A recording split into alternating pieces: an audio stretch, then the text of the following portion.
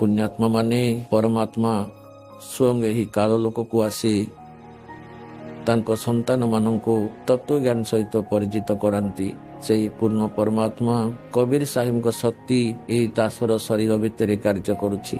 समस्त पुण्यात्मा मानंको काल जालरू मुक्त करबा पई परमात्मा फाल्गुन शुक्ल पक्ष प्रतिपद तिथि विक्रमी संबत 2053 1997 मसीहा मार्च 9 तारीख रविवार दिन यही पृथ्वी लोक को आसी एवं सार नाम और सार शब्द खोला खोली भाव प्रदान करने आदेश देते जहाद्वारा आपण मानू समस्त मोक्ष मिल पार।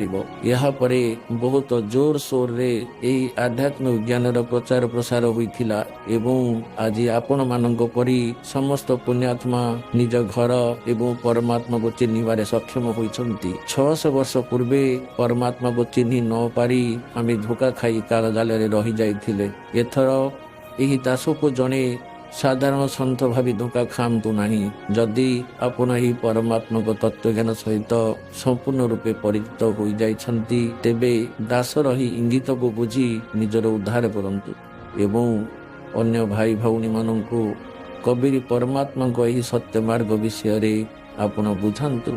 ए दास को कबीर परमात्मा प्राप्ति हेबा आपण मानकर कल्याणर कारण बाल्टी।